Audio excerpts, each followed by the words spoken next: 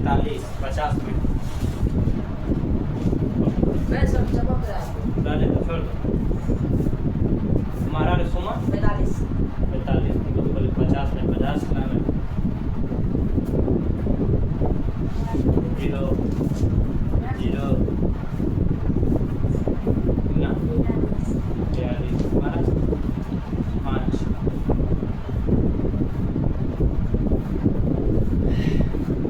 बकेंदा test है। कल भी पता नहीं रहती है हमारा मैं सारा इवेंट किए थे और नाम बोले थे लिखा है लिखा है इसमें। चलो चलो चलो आज आगे बढ़ते हैं। कहाँ तक पढ़ाए थे? संसाधन। संसाधन देखो पिछले क्लास का हम रिकैप कर लेते हैं। बताए थे संसाधन। संसाधन प्रोज्यता प्लस उपयोगिता। किसी भी चीज को ये दो चीज संसाधन बनाती है। क्या बनाती है? संसाधन बनाती है। प्रयोज्यता प्लस उपयोगिता। कोई चीज कैसे हम क्या करें और उसका उपयोग कैसे करें, अगर दोनों चीज मिल जाता है तो उसको क्या कहते हैं? संसाधन कहते हैं। संसाधन होते नहीं बनते हैं। किसने कहा था? मैन ने कहा था संसाधन होते नहीं बनते हैं। हमारे चारों ओर मिलने वाली सभी वस्तुएं पदार्थ कहलाती है, ठीक है? Yes. लेकिन उन सभी पदार्थ को जिस चीज को हम उपयोग में ला सकते हैं, जिस भी विधि के द्वारा हो, उसे क्या कहते हैं? संसाधन कहते हैं। संसाधन कितने प्रकार के होते हैं?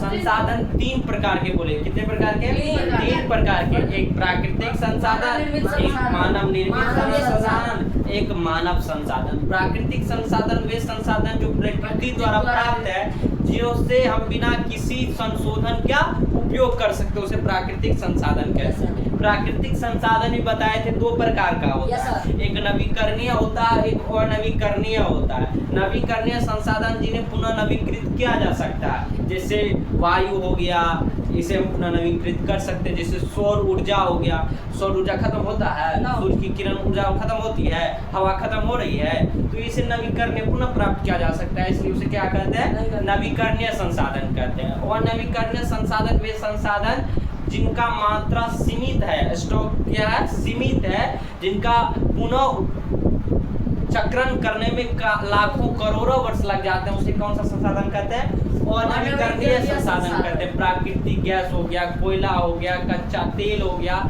ये सभी चीजें क्या हो गई? और नवीकरणीय संसाधन हो गया। फिर मानव संसाधन, मानव निर्मित संसाधन, बहुत सारी चीजों का उपयोग करके हम क्या करते हैं? हम प्राकृतिक संसाधन का उपयोग करके क्या करते हैं? मानव संसाधन, मानव निर्मित संसाधन का निर्माण करते हैं। कोई चीज का तकनीक का उपयोग करके, शिक्षा का उपयोग करके, समृद्धि का उपयोग करके हम क्या बनाते हैं? मानव निर्मित संसाधन बनाते हैं। मानव भी एक खुद संसाधन है और बहुत ही महत्वपूर्ण संसाधन है। अगर मानव शिक्षा और कुशलता अपने आप में पा ले, जिस देश का मानव संसाधन जितना मजबूत होगा, जितना शिक्षित होगा, उस देश का विकास उतना अधिक होगा। अभी अमेरिका इतना शक्तिशाली क्यों है? क्योंकि वहाँ पे सभी पढ़े लिखे लोग अमीर है। बोल रहा टेक्नोलॉजी कैसे आया? टेक्नोलॉजी आया इस तरह से कि वहाँ के लोग शिक्षित है, एजुकेटेड है। जहाँ के लोग शिक्षित होते हैं, आप अपने लोग का यहाँ क्या, अपने लोग एजुकेटेड नहीं है, इलिटरेट है। इलिटरेट मतलब समझते हो? अपने लोग साक्षर है, शिक्षित नहीं है।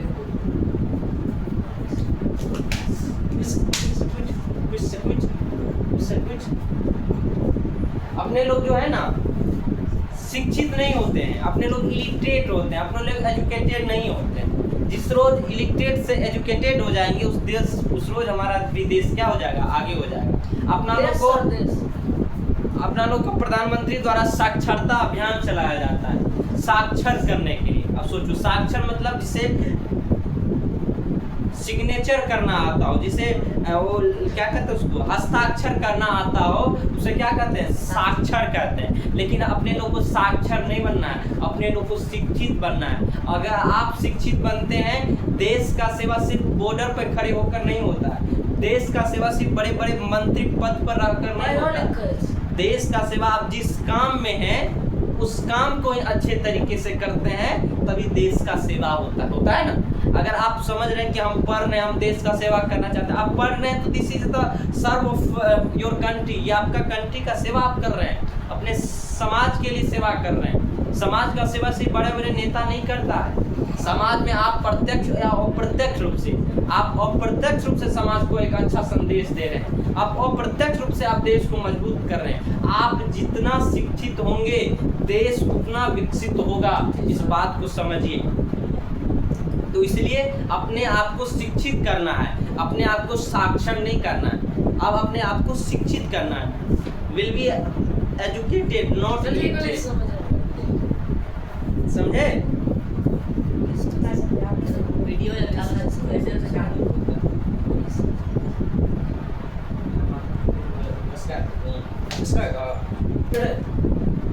बार बार बोल रहे हैं। प्रयोज्यता प्लस उपयोगिता क्या बनाते हैं? किसी चीज को संसाधन बनाते हैं,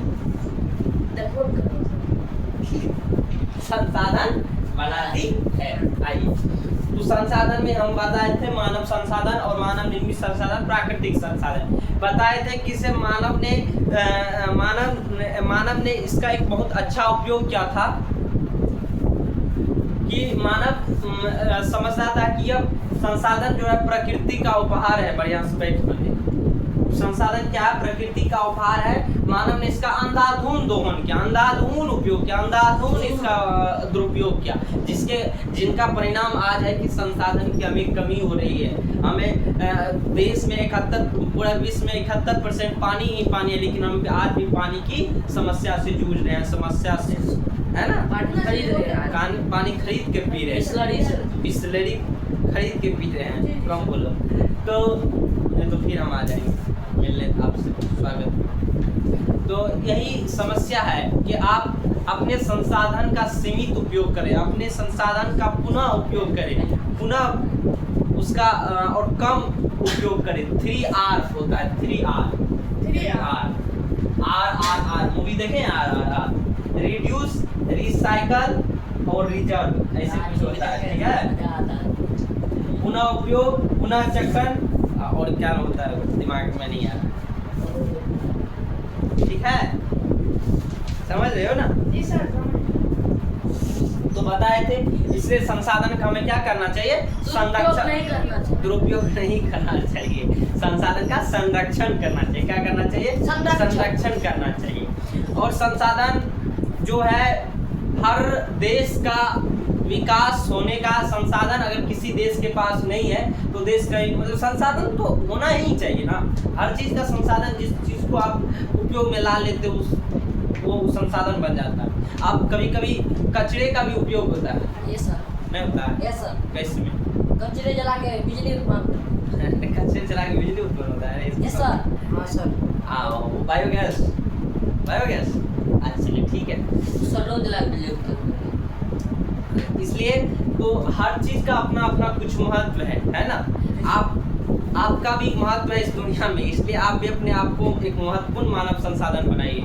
आपका माँ बाप आपका इंतजार कर रहे हैं कि मेरा बेटा अच्छा इंजीनियर, डॉक्टर बन के आएगा, कलेक्टर बन के आएगा। मैं ये नहीं कहूँगा कि आप अच्छा डॉक्टर बनिए, अच्छा कलेक्टर बनिए, लेकिन हम ये कहेंगे कि शिष्टाचार मनुष्य बनिए, एक अच्छा मानव बनिए। हम तो ये बने ना। हाँ, चलिए। तो आप उसके बाद है एक हम बताए थे सतत पोषणीय अवधारणा। सतत अवधारणा क्या होता है? सतत अवधारणा उसे कहते हैं कि वर्तमान में जो अपना लोग उपयोग कर रहे हैं, लेकिन भावी पीढ़ी के भी उपयोग को हमें समझना है। आपका जो बाल बच्चा होगा, आपका जो बेटा बेटी होगा, हाँ, तो उनके लिए भी तो संसाधन बचा के रखना पड़ेगा, उनके लिए भी तो हमें वो सोचना होगा।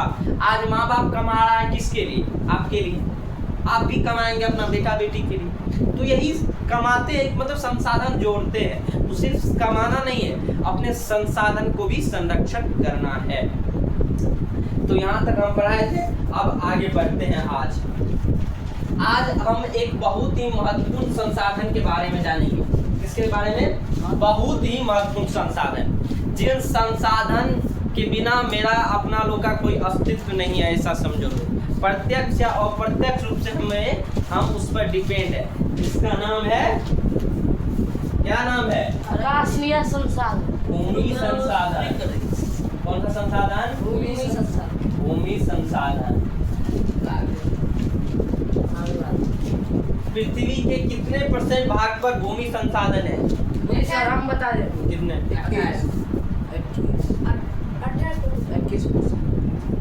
29% भाग। कितने % भाग पे? 29%। 71% पे क्या पानी है, तो 29% पे ऑब्वियस सी बात है क्या होगा? चलो भूमि होगा, स्थल होगा। तो भूमि सर क्या है? भूमि है, भूमि।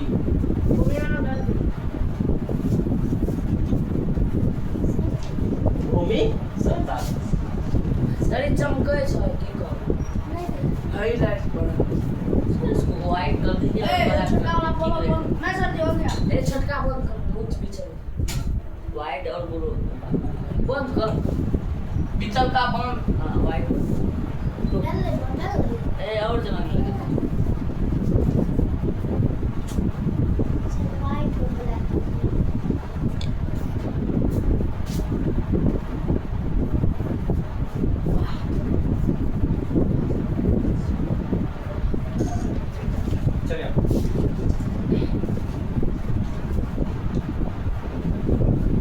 कौन सा संसाधन? भूमि संसाधन। कौन सा संसाधन? भूमि संसाधन। भूमि संसाधन। भूमि संसाधन। संसाधन।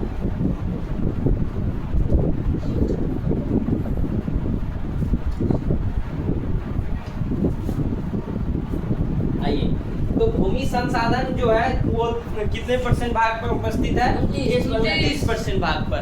हम जहाँ रहते हैं, जिस पृथ्वी पे रहते हैं, जहाँ खाना खाते हैं, जहाँ घूमते हैं, जहाँ बैठते हैं, जहाँ दौड़ते हैं, जहाँ गाड़ी चलाते हैं, जहाँ हम खेलते हैं, वो सब कहाँ है? भूमि पर करते हैं। कहाँ करते हैं? भूमि पर करते हैं। तो हम जो भी चीज हवा में उड़ते हैं तो अंतिम दौर पे कहाँ आते हैं? भूमि पर ही आते हैं। हवाई जहाज उड़ी लेकिन फिर कहीं तो उतरेगी, कहाँ पे उतरेगी? भूमि पर ही उतरेगी। इसलिए प्रत्यक्ष या अप्रत्यक्ष रूप से हम कहाँ डिपेंड है? किस संसाधन पे? भूमि संसाधन पे। इसलिए भूमि संसाधन का हमें क्या करना चाहिए? संरक्षण करना चाहिए। तो लिखिए,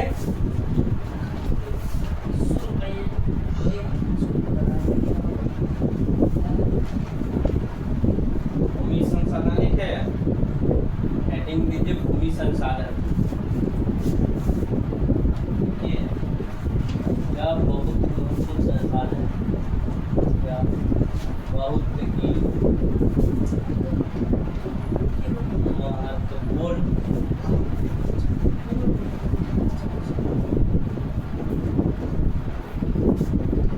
ये बहुत ही महत्वपूर्ण संसाधन है जो पूरे पृथ्वी के 29% भाग पर पाया जाता है। लिखो, लिखिए सर।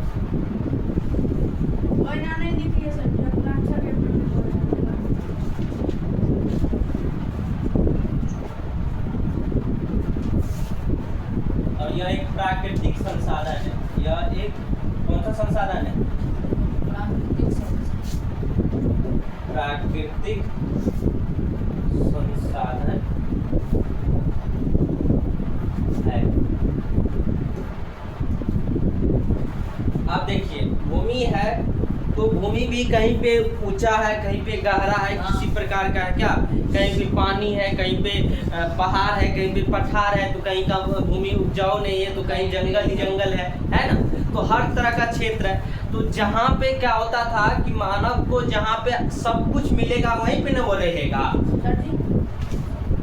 जहाँ पे मानव को सब कुछ मिलेगा वहीं ना रहेगा। Yes. तो इसलिए कुछ कुछ ऐसा जगह है जहाँ पे क्या होता है, खेती ना होता, खेती नहीं होता है, अच्छा से नहीं हो सकता, तो वहाँ पे लोग कम रहते हैं। तो उस कम आबादी वाले क्षेत्र को देखेंगे, फिर घनी आबादी वाले क्षेत्र को भी देखेंगे।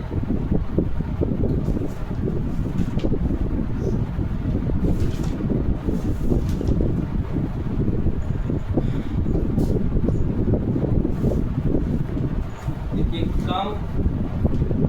क्या होता है? कम आबादी वाला क्षेत्र, कम आबादी वाला क्षेत्र, कम आबादी वाला क्षेत्र। कम आबादी वाला क्षेत्र क्या होगा, जहाँ का मान लो बीहर आकृति, नंबर 1 में लिखना है बीहर आकृति। बीहर आकृति क्या होता है हम समझा रहे हैं। बीहर आकृति, बीहर बीहर आकृति। दूसरा नंबर में पर्वतीय क्षेत्र,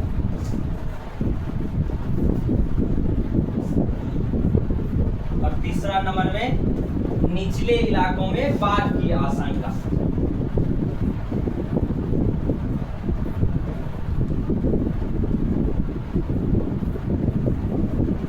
में बाढ़ की आशंका,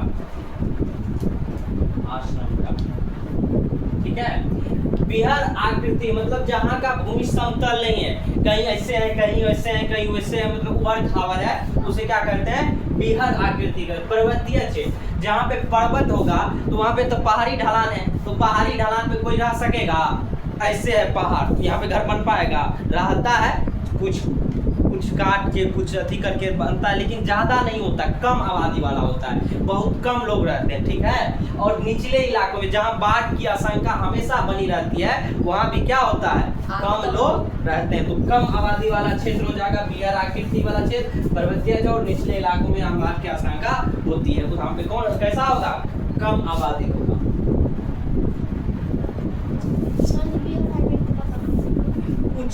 ऊंचा नीचा उबड़ खाबड़ बीहर आकृति मतलब ये होता है। जैसे यहाँ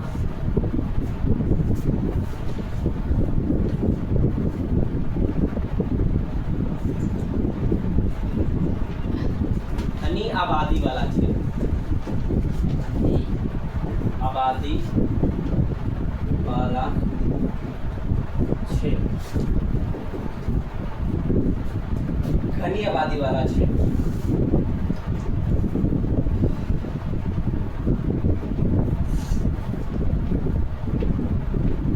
और घनी आबादी वाला क्षेत्र का कौन कौन सा होगा, जहाँ पे मान लीजिए मैदान है, समतल भूमि है, क्या मैदान है, जहाँ पे नदी घाटी है, और जहाँ पे कृषि युक्त भूमि है, वो क्षेत्र क्या होगा घनी आबादी वाला होगा। तो लिखिए यहाँ से नंबर 1 क्या लिखना है, नंबर 1 मैदानी क्षेत्र,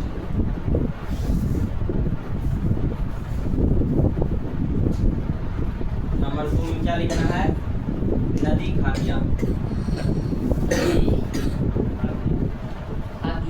घाटियाँ।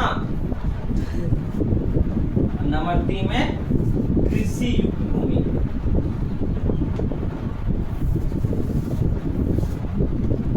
कृषि युक्त भूमि, वहाँ पे क्या होगा घनी आबादी होगा। चलिए लिखिए, चलिए लिखा है उत्तर का परिवर्ती क्षेत्र, दक्षिण का ओकरे चलो तो ये हो गया, जी सर, समझ में आ गई। अब अगला बात लिख लिया सब आदमी, जी सर, सर हाँ? यस सर, तैयार अच्छा।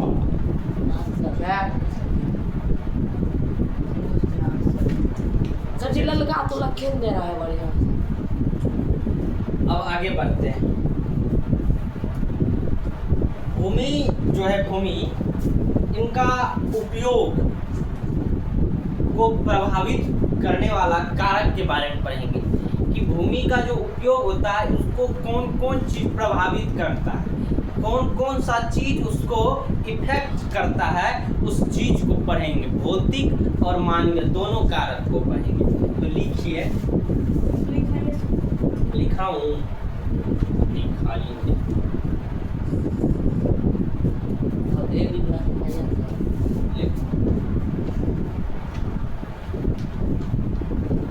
भूमि के उपयोग को, भूमि के उपयोग को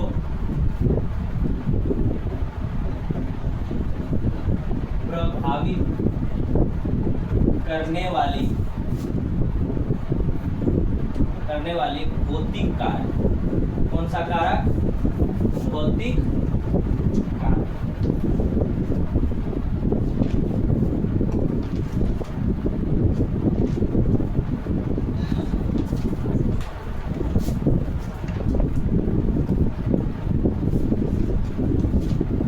भूमि के उपयोग को प्रभावित करने वाला भौतिक कारक।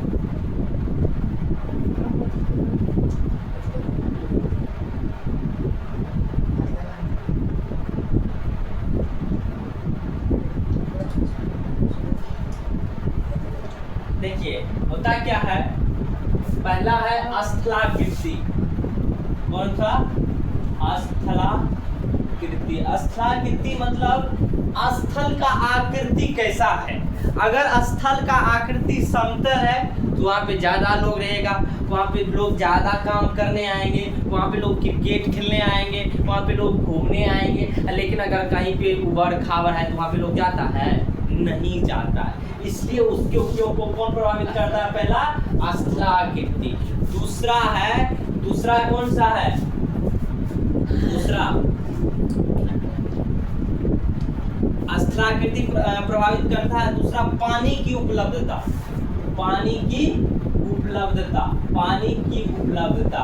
अगर उस क्षेत्र में पानी की उपलब्धता सही तरीके से है तो चलने वाली बात है। तीसरा है खनिज लवण। कौन सा? खनिज लवण। चौथा क्या है? खनिज लवण। और चौथा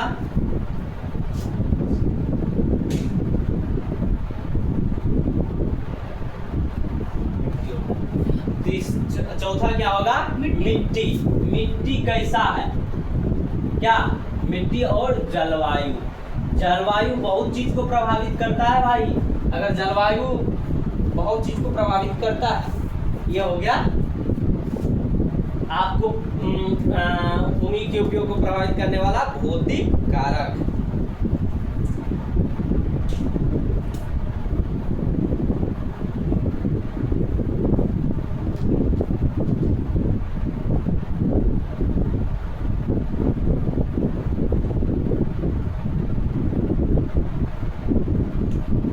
कारक। अब भूमि के उपयोग को प्रभावित करने वाला मानवीय कारक लिखो।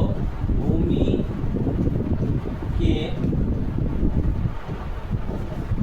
के उपयोग को प्रभावित करने वाली मानवीय कारक।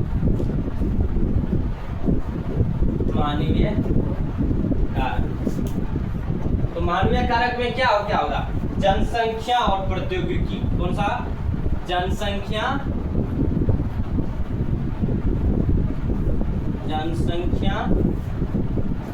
और प्रौद्योगिकी। प्रौद्योगिकी समझते हो? अरे टेक्नोलॉजी वही है, प्रौद्योगिकी। उसी को हिंदी में कहते हैं टेक्नोलॉजिया, इंग्लिश में कहते हैं प्रौद्योगिकी। तुम लोगों को उल्टा लगा होगा? नहीं, चलो। भूमि संरक्षण के कारक। अब भूमि का संरक्षण कैसे होगा? भूमि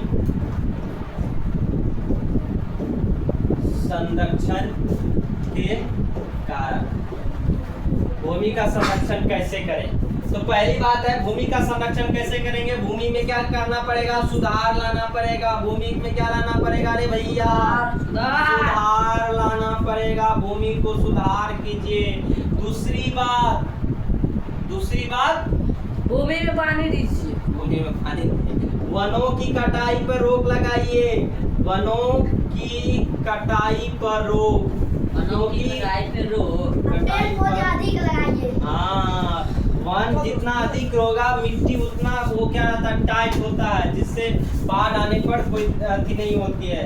नंबर 3 है रासायनिक उर्वरक और कीटनाशक का कम उपयोग। रासायनिक